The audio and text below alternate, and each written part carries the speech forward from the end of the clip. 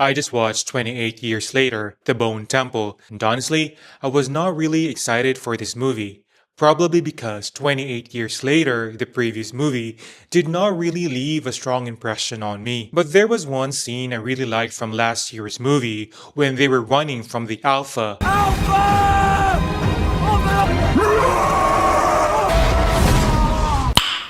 Nice. But after watching the movie, I have a few questions about the Alphas and the Bone Temple in general. In this video, I'm going to break things down into three main parts. Anatomy of Samson.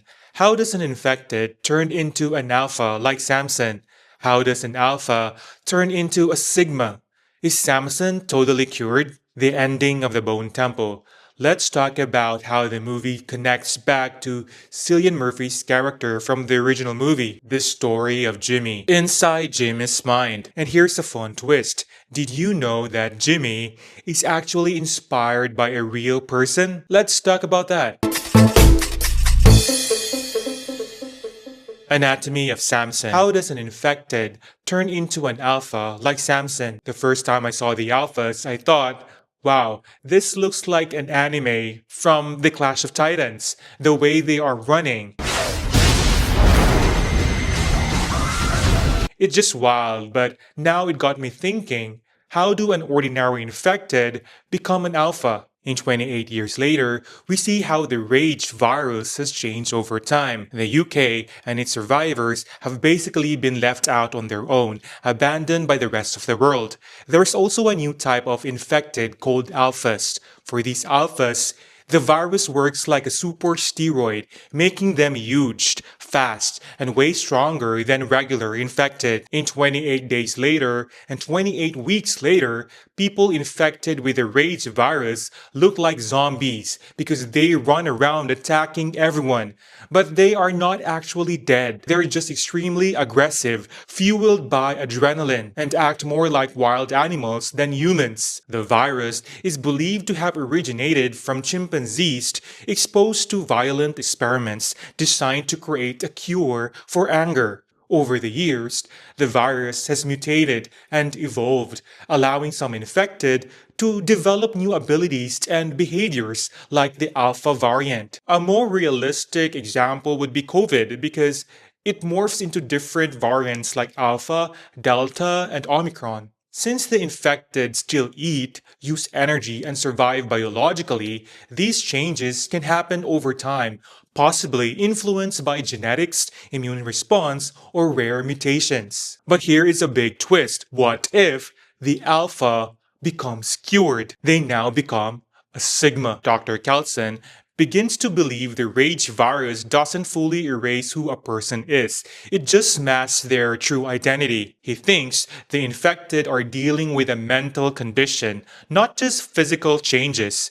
The human brain is still in there. He even wonders, when they attack, what are they actually seeing? Later, it's revealed that the infected don't see humans at all. They see others as infected, which explains their violent behavior and psychosis. Dr. Kelson uses morphine to keep Samson calm, and over time, Samson starts talking again. When the morphine begins to run out, Dr. Kelson switches to a medication that treats psychosis. That's when Samson's memories slowly return and we begin to see who he was before the infection. When Samson comes back to his senses, it's not just a normal recovery. It comes with a surprising side effects. According to Louis Perry, the actor who played Samson, Samson sort of becomes more of a sigma than an alpha. He still remembers what it was like being an infected, and he keeps the massive size and strength he gained as an alpha. And for a moment, he becomes clear-headed. He remembers being a kid on the train and even says out loud, "I don't have a ticket," reliving the memory. This catches the attention of the other infected. They can sense it's different now, almost like animals noticing something is off. They attacked, and a brutal fight erupts inside the train. Using his massive strength, Samson throws one infected out of the window and takes down the rest. I actually like this idea. It shows that the infected attack anyone they see as dangerous, not just uninfected humans. Maybe being seen as a monster is not just about the virus, it's also about perceiving a threat. Once someone is flagged as a threat, the infected switch on attack mode. It's either accepting your infected status or attacking anyone deemed as a threat. By the end, Samson walks out of the train at night, covered in blood, having survived the intense battle, and he is immune to the rage virus because he did not turn into one. This raises an important question though. How long will the medication even work? Because remember that Samson was given medication prior to that scene, and since Dr. Kelson is already dead, can Samson continue the treatment? Or is he completely cured and no longer needs treatment? The ending of the Bone Temple. In the original 28 Days Later, Jim wakes up from a coma to find London deserted and overrun by people infected with the rage virus. He joins survivors Selena, Frank, and Hannah and learns that humans can be just as dangerous as the infected, especially when facing soldiers led by Major West, who exploit female survivors. After the brutal fights with both infected and soldiers, the group reaches a remote safe place where the infected begins dying of starvation. In the final scene, they signaled for help with a giant banner, though it's unclear if they are ever rescued. Fast forward to 20 years later, the Bone Temple. Jim is now living in quarantine Britain with his daughter Sam, showing that life is still dangerous and they must just remain cautious in the midst of the infected. At the end of Bone Temple, when Jim's daughter asks if they should help Spike and Kelly, who was running from the infected, he answers, "Of course, we do." This shows that Jim has taken on a role of helping others and suggests he'll continue to step in for people in the next movie. The story of Jimmy. Did you know that Jimmy's character is actually inspired by a real person? In 28 years later, a large part of the story centers on Jimmy Crystal. He's a cruel, devil-worshipping cult leader who runs a group of violent outsiders called the Jimmies. Every member has a version of the name Jimmy, and they all wear bright suits and long white wigs. To many viewers, this might seem like the movie is just being strange for a shock value, but there's actually a deeper reason behind its choices. The cult and its leader are inspired by Jimmy Savile, one of the most infamous figures in British history. Savile was instantly recognizable for his tracksuits, white hair, and flashy jewelry. For years, he was a major celebrity in the UK, hosting the radio shows and children's TV on the BBC. And he was even praised in the 1990 for his charity work. After his death in 2011, it was revealed that he had abused his power for decades, with hundreds of victims, including children and elderly people.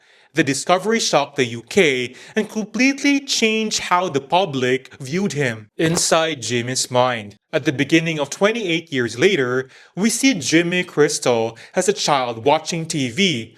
Moments before he witnesses his father become infected and turn into a zombie in an extremely brutal way. Jimmy's psychology is shaped by the exact moment the world collapsed. The apocalypse happened in 2001, meaning Jimmy's only exposure to media is early 2000s children television and pop culture.